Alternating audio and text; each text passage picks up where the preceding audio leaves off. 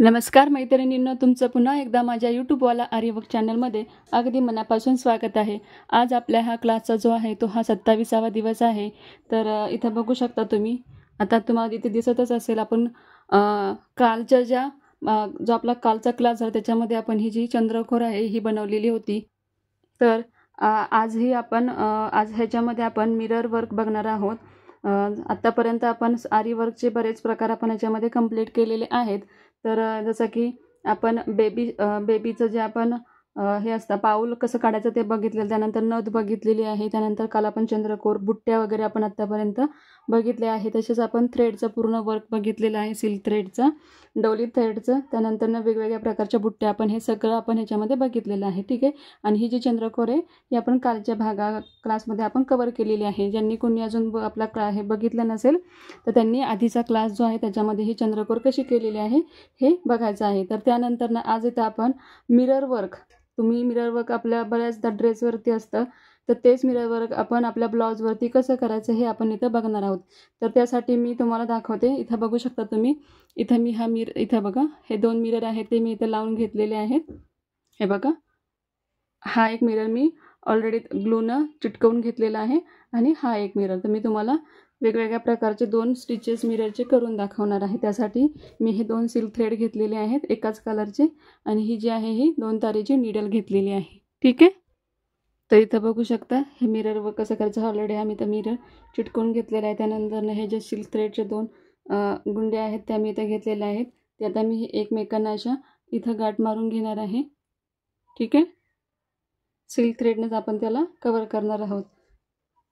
आता काय करायचं, आपण जे इथं मिरर आपला जो आपला ग्लूनं चिटकवलेला आहे, फॅब्रिक ग्लूनं, त्याच्यानंतर आपल्याला इथं पेनने आपल्याला मार्किंग करून घ्यायचं आहे। तर मी इथं एक डॉट देते, त्यानंतर इथं एक असे मिररचे खूप वेगवेगळे प्रकार तुम्हाला हवं त्या प्रकारे तुम्ही मार्किंग करू शकता। ठीक आहे, तर मी असे सुरुवातीला असे 4 डॉट इथं करून घेतलेले आहेत। आता काय करणार, मी जो सिल्क थ्रेड घेतलेला आहे त्या थ्रेडने इथं वर्क करणार आहे। तर ते सिल्क थ्रेड मी खाली ठेवून घेतलेले आहेत।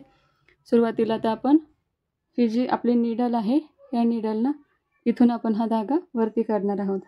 ठीक आहे, बघू शकता हा धागा मी वरती काढला। त्यानंतर हा जो सेकंड स्टिच आहे इथं हा आपण स्टिच करणार आहे। त्यानंतर लॉंग स्टिच दिला, शॉर्ट स्टिच घेणार, तिथून पुढंच बघायचं हे 2 थ्रेड आहेत का आपण जे ओढलेले आहेत। त्यानंतर हा पुढचा जो डॉट आहे त्याच्यामधून आपण हे अशा प्रकारे काढून घेणार आहोत। ठीक आहे, त्यानंतर हा तिसरा डॉट, त्यानंतर हा चौथा डॉट। आता हे जे आपण सेम असं वर्क केलेलं आहे असंच आपण इथं हे पुढं कंटिन्यू कव्हर करणार आहोत। ठीक आहे,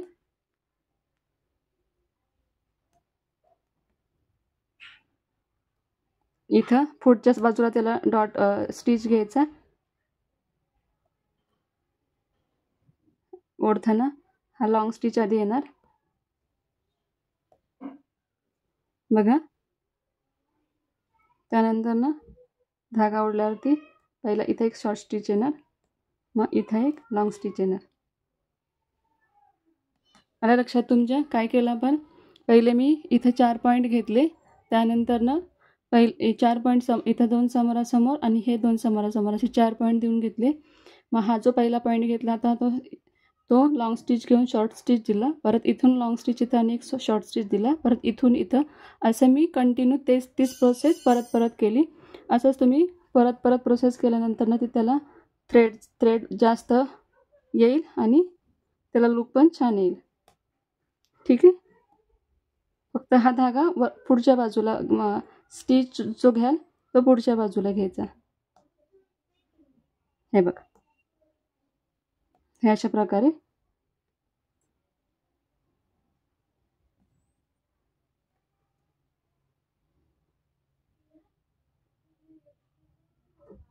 ठीक आहे। तुम्हाला जेवढं जाड हवं आहे तेवढं जाड तुम्ही ते घेऊ शकता। तर हे अशा प्रकारे आपण हे कंप्लीट केलेलं आहे। तर हा तुम्हाला एवढेच जर असे जर जास्त तुम्हाला जास्त थ्रेड नको असेल तुम्ही आहे तेवढंच तिथं करून घेऊ शकता. आणि मग परत काय करायचं, याला एक चेन स्टिच राऊंडमध्ये टाकून द्यायची, अशी राऊंड चेन स्टिच करायची, लॉंगच ठेवायची.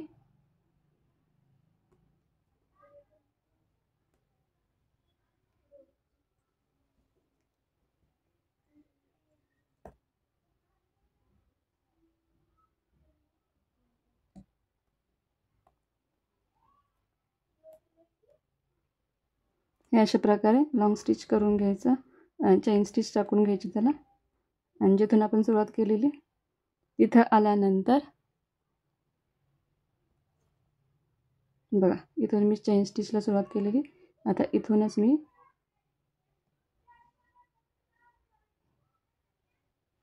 याला लॉक करून घेते.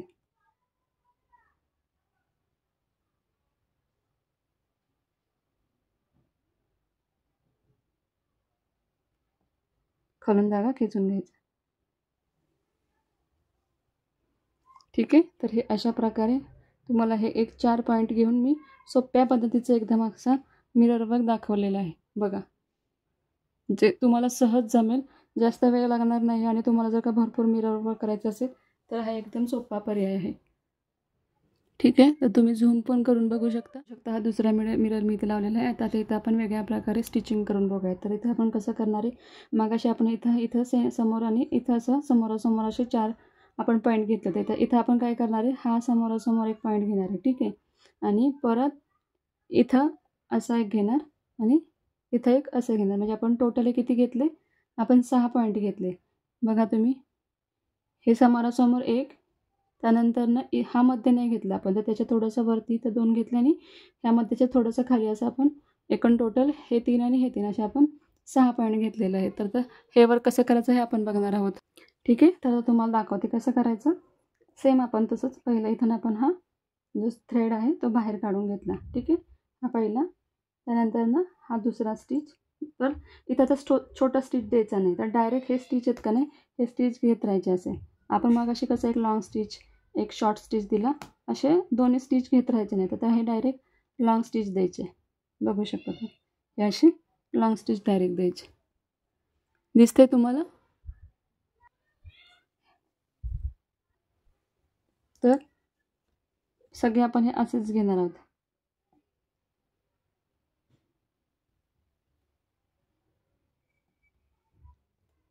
डायरेक्ट लॉंग स्टिच घेणार आहोत आपण.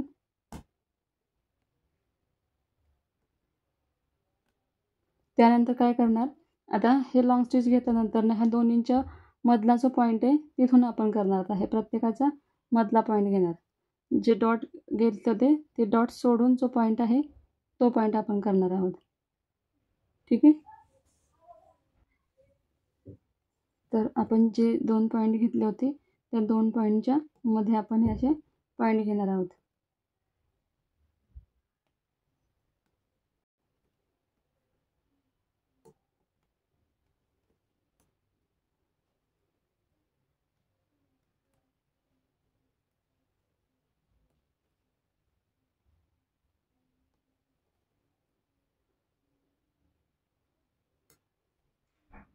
अशा प्रकारे फक्त घेताना काय करायचं, हे डबल थ्रेड आलेत का नाही हे बघायचं. काय होतं, आपण जेव्हा दोरा घेताना डबल असतात, पण जेव्हा दोरा खालून गुंडांवरती काढतो तेव्हा एखादा आपला त्या टोकातून सुटतो. ठीक आहे. तर अशा प्रकारे परत त्याच्या बाजूने मी डबल चेन स्टिच करून घेतलेली आहे आणि हा धागा वरती काढून घेतलेला आहे, बघू शकता.